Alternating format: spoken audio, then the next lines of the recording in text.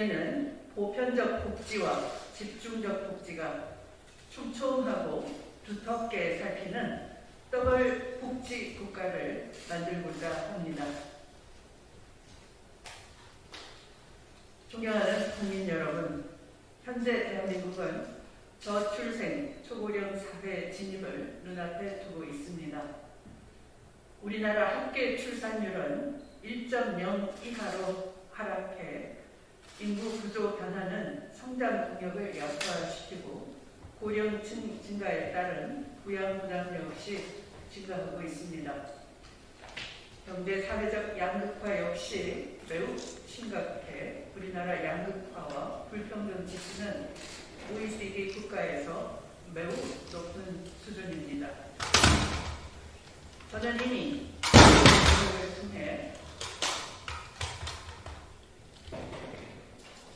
저는 이미 지배 개혁을 통해 양극화와 불평등을 근본적으로 해소하기 위한 방안을 말씀드렸습니다. 그와 함께 추미애 정부는 복지를 국정의 전면에 내세우고 국정 운영의 가장 핵심축으로 삼겠다는 더블 복지 국가를 약속드립니다. IMF 경제위기에 대응해 도입된 기초생활보장 중심으로 확대 발전해 온 우리나라의 복지 전략은 이제 한계에 달했습니다. 사회와 경제 발전에 따라 국민의 요구는 더욱 다양화, 고도화되었습니다. 다차원적 요구에 기반을 둔 사회보장 급여의 필요성이 대두되고 있는 것입니다. 개인의 요구와 지역, 세대, 소득, 근로 여부 등을 고려한 계층별 맞춤형 서비스 제공이 요구되고 있습니다. 코로나19는 차별적인 양극화로 인해 사회적 약자에게 더 많은 고통을 떠안겨왔습니다. 계층 간 사다리도 약해져서 사회 통합에 중대한 악영향을 미치고 있습니다. 이처럼 4차 산업혁명의 도래로 플랫폼 노동자와 같은 새로운 사회적 약자의 등장은 물론 노동시장과 복지제도 간 괴리도 더욱 커져서 우리의 복지체계는 대대적인 혁신을 필요로 하고 있습니다. 초지능 초연결 초융합 사회로 진입할수록 노동의 시간적, 공간적 유연성은 확대되고 시장에서의 노동을 전제로 설계된 기존 복지제도와 사회 보기 제도의 한계도 드러날 것이기 때문입니다. 여기에 기존 사회보장제도에서 소외되었던 청년, 외국인, 노동자, 이민자, 노숙인, 북한 이탈 주민 등에 대한 과감한 포용 정책도 필요합니다. 새로운 사회적 위험에 대응한 양질의 사회 서비스 개발과 확충으로 사람 중심 복지 전달 체계로의 전향적 개편이 시급합니다. 추미애의 사람이 높은 세상, 사람을 높이는 나라는 보편적 복지의 대상 사업을 점차 확대하겠습니다. 또한 집중적 복지를 통해 더욱 촘촘하고 세밀하게 확대해 나갈 것입니다. 추미애의 더블 복지 국가는 사람을 높이는 사람 중심의 복지로 21세기 선진 강국에 진입한 우리 국민들의 삶의 질과 품격을 선진국 수준으로 올리는데 모든 정책적, 재정적 역량을 투입하겠습니다. 첫째, 보편적 복지를 지향하기 위한 헌법 제정을 하겠습니다. 국민을 끝까지 책임지는 국가로 바꿔나가겠습니다. 우리 헌법 제34조는 인간다운 생활을 할 권리만 보장하고 있어 최소한의 복지, 이른바 자녀적 복지의 관점에 머물러 있습니다. 저는 모든 국민을 행복하고 인간다운 생활을 향유할 권리와 삶의 질 향상을 위해 사회 보장을 받을 권리, 즉 보편적 복지권을 명문화하겠습니다. 아울러 국가에게 다양한 사회적 위험으로부터의 보호와 국민 삶의 질 향상이라는 사회 보장 목적을 함께 명시하고 주거권, 건강권 등의 권리 역시 명문화하겠습니다. 둘째, 임기 내 공공사회 지출을 20%까지 확대해 내겠습니다. 한국의 공공사회 지출, 이른바 Public Social Expenditure는 2019년 기준 명목 GDP 대비 12.2%에 불과해 OECD 국가 중 최하위권 수준입니다. 포스트 코로나 시대 새로운 사회적 위험에 대응하기 위한 사회보장제도 확충과 양극화, 저출생, 고령화, 4차 산업혁명 등으로 인한 다양한 사회 서비스의 제공도 전향적으로 만들어 가야 합니다. 이를 위해 한국의 공공사회 지출을 20%로 확대하겠습니다. 적어도 다음 정부 임기 말인 2027년까지 OECD 평균인 20% 수준으로 단계적으로 끌어올려 내겠습니다. 세계 제10대 경제 강국인 대한민국의 위상을 고려할 때 의지만 있다면 충분히 가능한 일입니다. 공공사회 지출 비중이 20%로 높아지면 평생 사회 안전망의 설계와 시도가 가능해지고 새로운 소득 안전망 역할을 할 신규 수단의 도입도 가능해집니다. 무엇보다 일반적 차원의 선제적 복지와 보건 서비스 제공이 가능해지고 현재의 세계 주기별 대상자별 사회 서비스가 획기적으로 개선될 것입니다. 셋째, 사회정책의 총괄 컨트롤 타워인 복지부총리를 신설하고 사회보장위원회를 대통령 소속으로 전환시키겠습니다. 저는 복지를 국정의 중심축에 올려놓겠습니다. 복지를 국정 운영의 핵심 가치로 삼겠습니다. 현재의 보건복지부 체계로는 한계가 분명하고 종합적 대응도 사실상 불가능합니다. 대표적 사회정책인 저출생, 고령화 대책은 여성의 고용, 임금 승진, 근로형태, 노인 일자리 창출 등과 관련된 정책에서부터 임신과 출산, 육아 지원 및 교육과 보건 정책까지 고용노동부, 보건복지부, 여성가족부, 기획재정부, 산업자원통상부 등 부처 조정과 종합대책이 필요합니다. 사회 및 복지정책을 총괄하는 복지부총리를 신설해서 복잡하고 빠르게 변화하는 미래 사회에 대응하고 보건복지뿐만 아니라 사회정책 전반을 총괄하도록 해서 종합적이고 선제적인 대응 체계를 구축하겠습니다. 아울러 현재 국무총리 산하의 사회보장위원회를 대통령 소속으로 전환하여 사회보장 기본계획부터 대통령이 직접 세심하게 챙기도록 하겠습니다. 넷째, 사회보장 관련 데이터를 적극 활용하겠습니다. 저는 지난번 제4호 공약 디지털 혁신국가에서 국가 데이터의 개방과 공유, 오픈소스 제공을 약속드렸습니다. 방대한 사회보장 관련 데이터도 그렇게 할 것입니다. 앞으로는 미래 질병 및 건강 문제, 신종 및 재충현 감염병에 대한 대응 및 대비, 기후 환경 변화에 따른 피해 진단과 개선 방향 제시가 갈수록 더욱 중요해지는 시대입니다. 유아동, 청소년, 청년, 노인 등 생애 주기별 통계, 저소득층 장애인, 노동자, 이민자 등 이용자 특성별 통계의 도출과 데이터 관리의 중요성이 더욱 높아진다는 의미이기도 합니다. 공공과 민간의 조화롭게 협조하는 거버넌스 구축이 문제 해결과 대응에 훨씬 수월할 것입니다.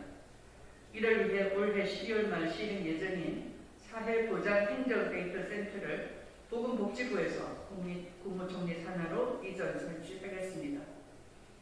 방대한 정보에 대한 부처 독점, 정부 독점을 막고 공개 가능한 정보를 최대한 민간에 개방하여 다양한 접근과 연구 경로를 보장하겠습니다.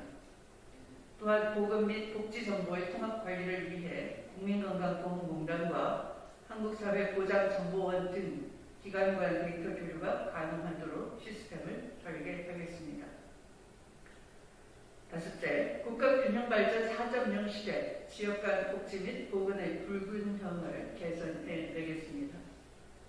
저는 국가균형발전 4.0 시대를 선언한 바 있습니다. 균형발전 2.0, 3.0 시대를 넘어 4차 산업혁명 시대에 걸맞는 초연결, 초지능, 초융합, 초강력을 특징으로 하는 국가 균형발전 4.0을 제안한 것입니다. 수도권 인구 비중은 70년대 28.7% 수준에서 2019년 기준 50%로 대폭 증가했습니다. 현재 비수도권의 저출생은 물론 인구 고령화와 산업 고령화는 매우 가파르게 진행되고 있습니다. 지방의 재정은 크게 나아지지 않았으나 복지 수요는 계속 증가하고 있습니다. 국가 균형발전 4.0에 따른 강력한 재정 분권이 절실한 이유입니다. 문재인 정부가 추진해온 지역사회 중심 통합 돌봄이 성공적으로 완수되기 위해서는 반드시 복지의 기능인 인력과 조직, 예산에 대한 강도 높은 지방 분권이 실현되어야 합니다. 저 추미애는 강력한 분권과 균형발전 전략으로 지역 간 복지 및 공공의료의 불균형을 해소하고 지역별 특성을 반영한 서비스 공급이 가능하도록 하겠습니다. 공공보건의료에서 지방정부의 역할과 책임을 더욱 확대하겠습니다. 공공보건의료란 국민의 생명과 안전, 기본적인 삶의 질을 보장하는 필수 의료 서비스이므로 선제적이고 기본적으로 모든 국민에게 보편적으로 제공되어야 합니다. 현재 코로나19로 인한 보건의료 체계의 위기, 시민사회의 공공의료 확충 요구에 부응하기 위해 현재 진행 중인 부산 서부권, 대전 동부권, 경남 진주권 3개 공공병원 신축을 조속히 추진하겠습니다. 추가 지역의 공공병원 확충과 공공보건의료 인력 양성을 위해 공공병원에 대한 예타조사 면제, 공공보건의료기금 조성, 균형발전 특별회계에서의 필수의료 확충 등을 위한 지원을 적극적으로 시행하겠습니다. 의료 공급체계 개편과 공공성 강화, 의료 이용과 건강 수준, 격차 해소 역시 당연히 지방 분권 원칙에 따라 시도 단위 공공의료 관련 예산 포괄 보조 등 지방정부의 자율성을 강화하는 방식으로 추진하겠습니다. 의료 서비스의 지역 간 불균형 해소를 위해 저 추미애는 모든 노력을 기울여 가겠습니다. 여섯째, 사회보장 내실화를 통한 든든한 형태사회 안전망을 구축하겠습니다. 저 추미애의 집중적 복지는 가장 먼저 복지 사각지대 해소를 위해 중층직인 소득 보장, 노후 생활 보장, 고용 안전망 등을 위한 제도 개선을 추진하겠습니다. 구조적인 문제인 빈곤과 불평등 완화, 새로운 사각지대 해소 등을 위한 기초 보장을 더욱 강화하겠습니다. 소득 대체율 12% 수준인 기초연금에만 의존하는 노인을 위한 부조식 부가연금의 도입을 적극 검토하겠습니다. 국민취업제도의 보완도 필수적입니다. 현재 중위소득 50% 이하 저소득층 구직자를 대상으로 월 50만 원씩 6개월간 구직 촉진수당을 지급하고 있는데 신청자 과반수는 청년이었습니다. 급여 수준을 지금보다 상향하고 수급기간도 연장하겠습니다. 근로장려금 제도도 2019년 현재 457만 가구에 약 4조 9천억 원 이상의 근로장려금이 지급되고 있지만 가구당 평균 수령액 114만 원 수준에 불과합니다. 급여 수준, 지급 및 지급 횟수 등을 높이도록 하겠습니다. 국민기초생활보장제도의 급여 수준을 높이고 무엇보다 가장 큰 불만 사항인 여타연금 및 급여와 중복수급 불가를 완화하도록 하겠습니다. 일곱째, 국민안식년제 도입을 위한 새로운 수당, 사람이 높은 세상, 산업세 수당을 신설하고자 합니다. 수축사회, 4차 산업혁명, 그리고 미래 사회의 새로운 사회적 위기와 위험에 맞선 선제적 예방적 대응 필요성이 높아지고 있습니다. 유능하고 책임감 있는 정부라면 미래를 예측하고 국민의 삶을 튼튼하게 보살피는 혁신적이고 새로운 복지제도의 검토와 도입은 너무도 당연합니다. 특히 노동 연령대별 사회 안전망의 사각지대를 해소하고 무급 가사노동과 같은 비보상 노동에 대한 사회적 보상의 필요성도 높아지고 있습니다. 한 연구에서 무급 가사노동의 가치를 약 490조 9천억 원으로 추산하고 있으며 GDP 대비 255%에 달한다고 합니다. 이제 21세기 전체 대한민국에서 국민의 삶의 질과 품격을 높이기 위해 경제활동 시기에 있는 모든 국민에게 추가적인 소득 보장은 반드시 필요합니다. 저 추미애는 사람을 높이는 더블 복지 국가를 위해 국민 안식연세, 즉 사람이 높은 세상 수당, 산업세 수당을 실시하겠습니다. 국민 안식연세와 산업세 수당은 근로 연령대별 소득 보장 제도로서 누구에게나 수당을 지급하는 것이고요. 기간을 한정하여 지급하는 것입니다. 대한민국 국민이라면 누구나 경제활동 시기에 취업 여부와 관계없이 무조건 사용 가능한 총 3회의 안식년 기회를 부여하는 것입니다. 수혜 시기는 당사자가 직접 설정하도록 하겠습니다. 즉 개인이 필요한 시기, 취업 시기, 직업 전환 시기, 은퇴 준비 시기 등에 맞춰서 본인 스스로가 수당 개시를 설정하는 것입니다. 각 시기별로 각 1년간 매월 100만 원씩 하면 총 3,600만 원을 지급받는 것입니다. 국민 안식연세 실현을 위한 산업세 수당은 현재 운영 중인 저소득층에 대한 구직 촉진 수당과 근로장려금 제도 등은 그대로 유지한 채 시행하게 됩니다. 경제활동 시기에 국민 누구나 근로 연령대의 중청적 소득 보장으로 저 추미애의 더블복지 국가의 핵심 복지 정책이 될 것입니다. 보편적 복지와 집중적 복지를 나란히 가지고 가는 것입니다. 여덟째, 사람이 높은 세상 생애주기별 대상자별 사회 서비스의 질적 개선 및 양적 확대를 추진하겠습니다. 유아동, 청소년, 노인 등 생애주기별 사회 서비스 및 장애인, 여성, 가족, 이주민 등 대상자별 사회 서비스의 질적 개선 및 양적 확대를 추진하겠습니다. 오늘은 사회 서비스의 대표적 대상자인 아동과 노인의 초점을 맞추어 설명드리겠습니다.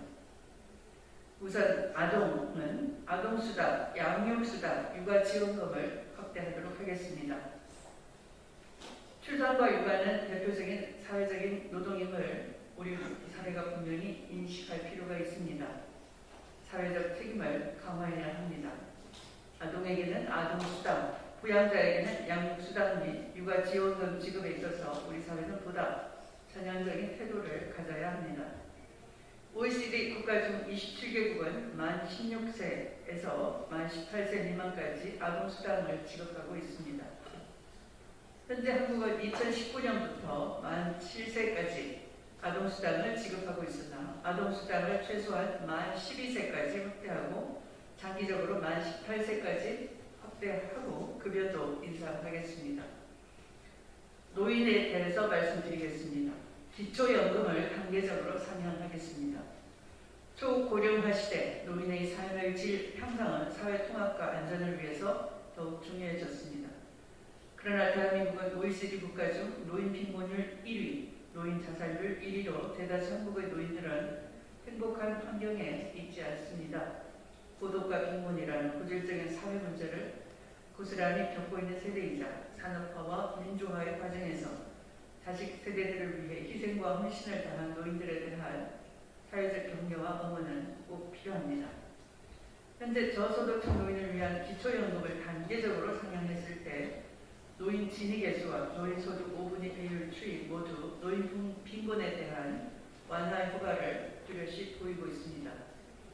기초연금의 단계적 상향을 통해 노인 빈곤율 1위의 불명예를 확실히 벗어나겠습니다. 복지도 개혁 의지가 필요합니다. 전공법 추미애 케어를 해내겠습니다.